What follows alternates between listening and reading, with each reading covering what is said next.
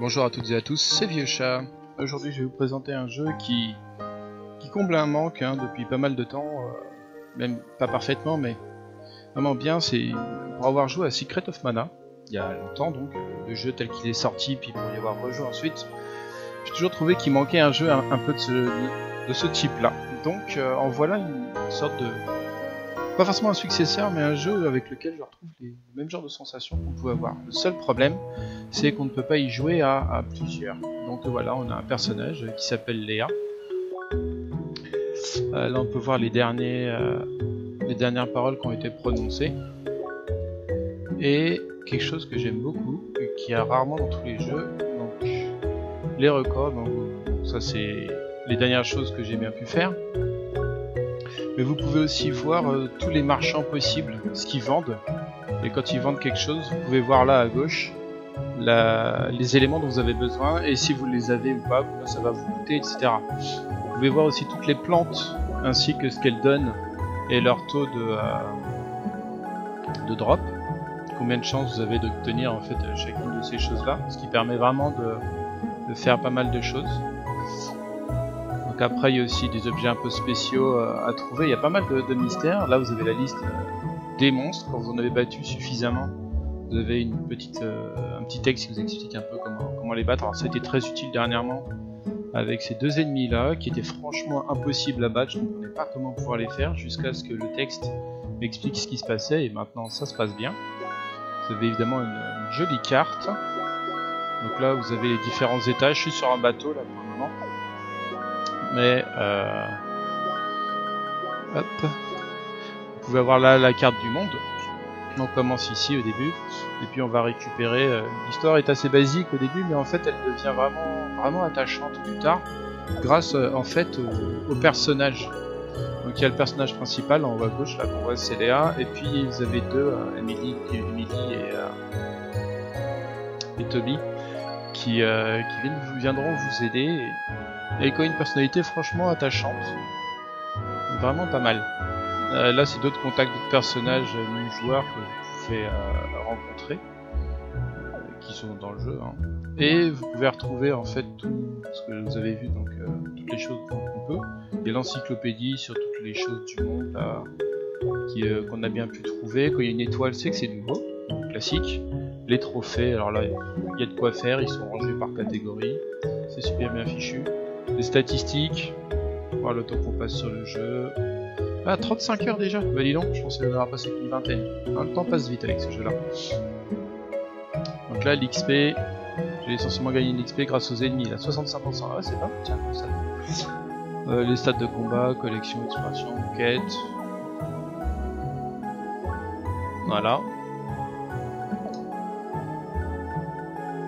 Aussi très pratique, quand vous avez besoin d'un objet, on vous dit ouais il vous faut des Spicy Ben.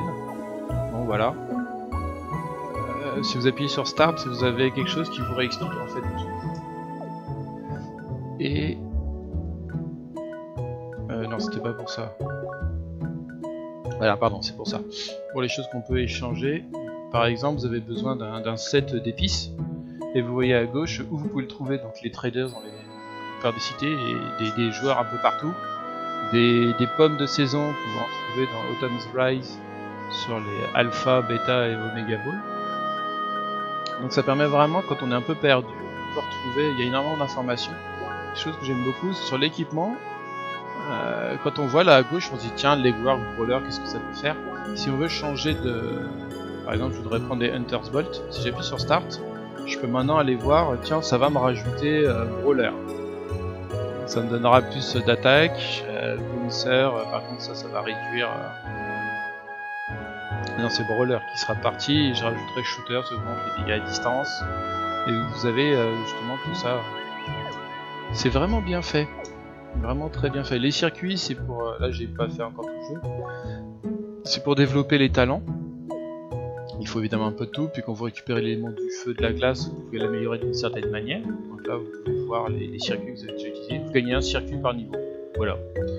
Et pour chaque truc, 38 niveaux, 38 circuits, et là vous avez la liste des quêtes, où est-ce qu'elles ont été prises, où est-ce qu'on peut les récupérer, celles déjà finies. Bref. Donc là, qu'est-ce que je dois aller faire? Je dois aller au téléporteur pour retourner sur le playground. Vous voyez un peu les graphismes qui rappellent l'ère de la Super Nintendo. Alors évidemment, si vous n'aimez pas ça, voilà. Le personnage un petit peu... Là, il faut savoir que notre personnage a beaucoup de mal en fait à parler, vous apprendrez plus tard pourquoi. Elle ne connaît que quelques mots qui ont été intégrés à son vocabulaire, donc hi, bye, why, how.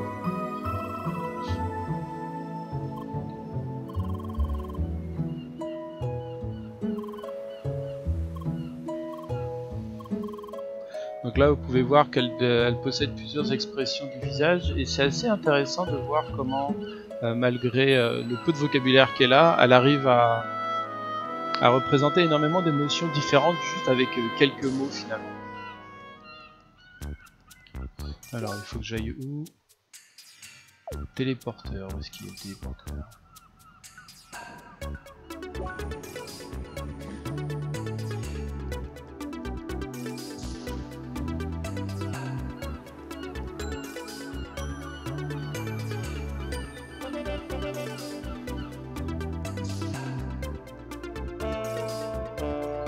Tout en bas alors.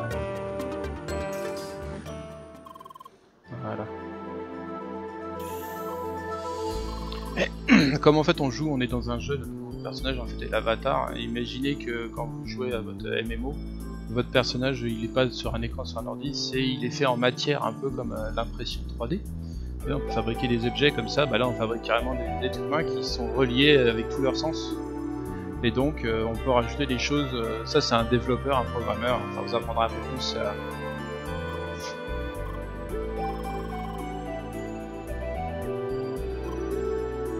Donc là il est un peu dégoûté parce que la première fois il a fallu faire tout le tour, et là il vient de lui dire qu'en gros il peut faire un raccourci, ce qui est pas cool. Donc, vous voyez, c'est assez facile de voir dans quel état il est. Hop.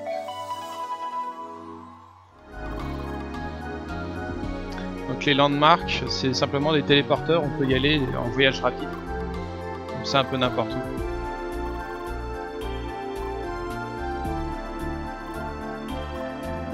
Donc je vous passe un petit peu l'histoire,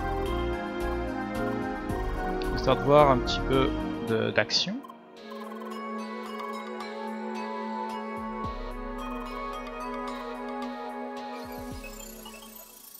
Le jeu propose essentiellement deux aspects. Un aspect exploration, où on doit sauter un petit peu partout. Oula, où est-ce qu'on est?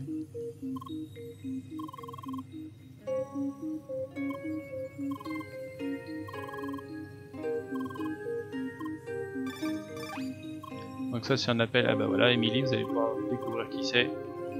Alors elle parle parfois avec quelques mots de français. C'est celle qui a un tempérament assez excité.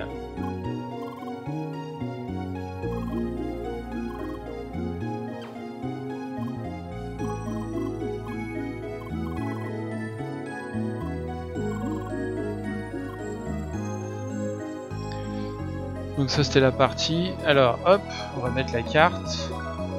Et vous voyez maintenant, je peux aller un petit peu où je vais vous montrer sur le premier endroit. Simplement un peu de... Donc ça débute, alors évidemment que maintenant j'ai un niveau bien plus fort. Les ennemis je les tue en un coup. Vous voyez là les éléments qu'on peut récupérer. Il y a un système de... Vous regardez en haut à droite, il y a rank D. Ça dépend du nombre d'ennemis qu'on tue. Plus on en tue, plus le rank va s'améliorer. Et ça va améliorer les drops. Parce que les objets vont lâcher les adversaires. Là maintenant voilà, je suis rank C. Alors à tout moment on peut hop, le skip. Si. Comment vous montrer ça? Donc hop, dans les records, chez les monstres. Si vous regardez là par exemple, voilà. Les Rocking Hill Cats qui écoutent de la musique, bien raison. Tant que je suis en rank D, j'ai 10% d'obtenir des Headphone Scraps. Et dès que je suis en rank B, j'ai 4% d'obtenir des High Sandwich. Alors les deux s'additionnent, c'est-à-dire qu'en fait j'ai 16% de chance d'obtenir quelque chose. Voire même je peux obtenir les deux, parce qu'en fait il y a un jet apparemment dans chaque. C'est visible notamment quand vous récupérez chaque plante est en 3 niveaux, alpha, bêta, oméga. Et vous voyez les pourcentages d'oméga.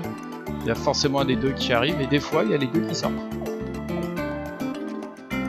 Donc là ce qui est intéressant, c'est que vous voyez des choses comme ça là en l'air, on aimerait bien pouvoir y aller, sauf que les sauts sont automatiques, il n'y a pas de boutons sur lesquels il faut appuyer. Et elle peut sauter des petites plateformes. Donc là, vous voyez, hop, la petite, maintenant je passe au-dessus, et j'ai plus qu'à chercher d'autres endroits à partir desquels, voilà, maintenant je suis en l'air, je suis au-dessus. Je peux continuer comme ça à me balader. Et ah non, là vous voyez c'était 2 fois trop haut, j'ai pas fait attention. Et parfois il y a pas mal de secrets, de coffres en fait à récupérer. Donc là je vais plutôt partir vers la gauche. Ah zut. Voilà, par exemple pour récupérer le premier coffre là qui est ici. Vous voyez, on saute.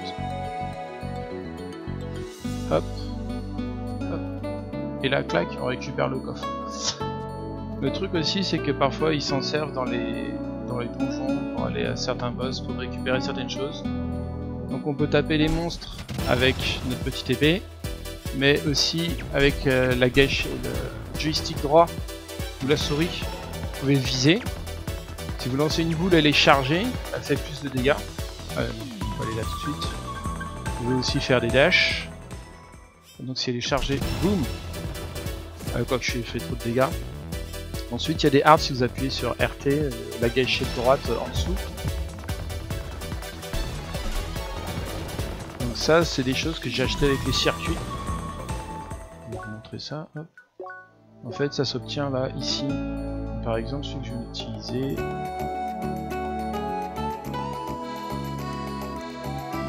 C'est celui-là là. Ça lance encore plus de missiles qui visent vers le ciel. Là, voilà. Et l'avantage c'est que pour le feu par exemple, vous avez des niveaux 2, des niveaux 3, alors comment on change, c'est avec... Hop, vous voyez ici, bas à gauche, hop.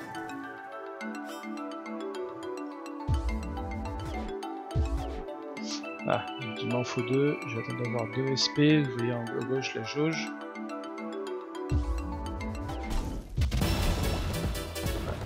Hop, en effet c'est assez efficace, on va plutôt aller dans un endroit où je risque de pas les tuer immédiatement. Hop, un endroit un peu plus récent.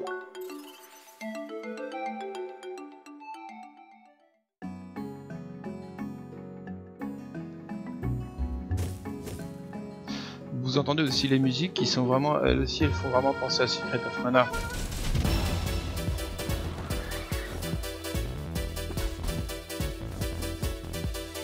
Vous voyez, je ne vais pas y tirer dessus, je suis obligé de lui tirer dessus de loin. La petite jauge de feu, c'est parce qu'il a... Voilà, hop, j'ai mon bouclier aussi, on peut parer. Et si on fait un perfect, vous voyez, j'ai pris aucun dégât. Voilà, lance-flamme, c'est cool un petit lance-flamme.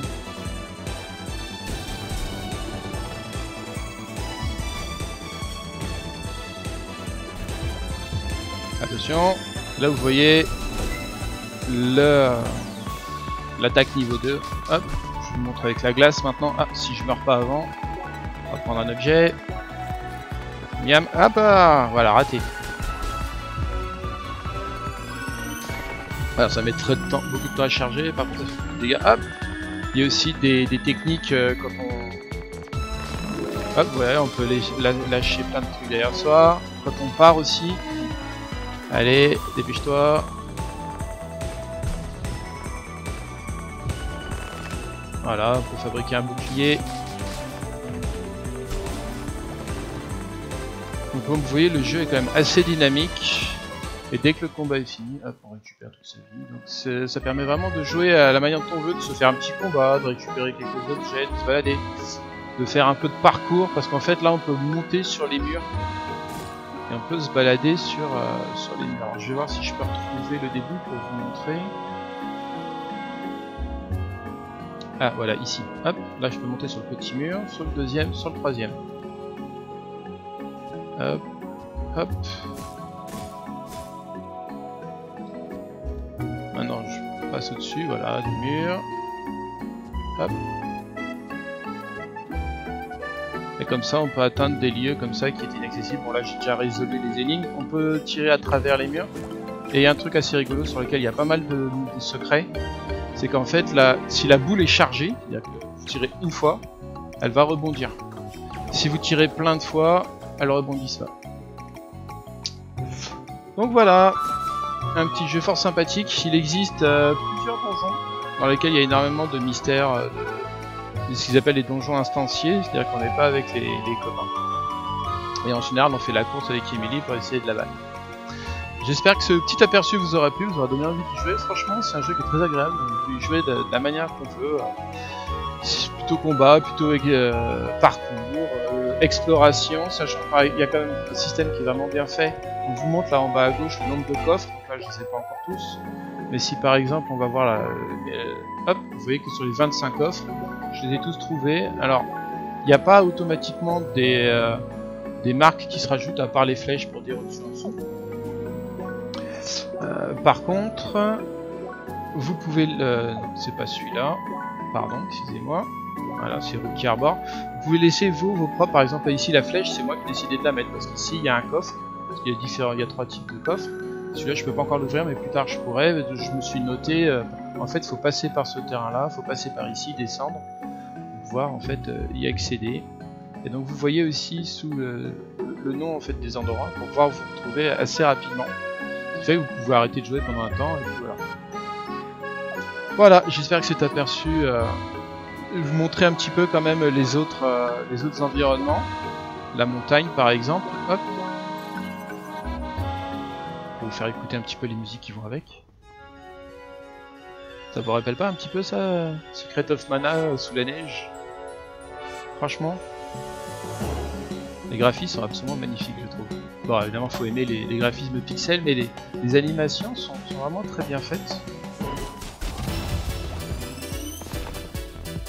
Et vous remarquerez que les ennemis, là, je ne les ai pas agressés, donc ils font pas partie du combat. Vous pouvez vraiment de temps en temps vous en faire un petit peu comme ça.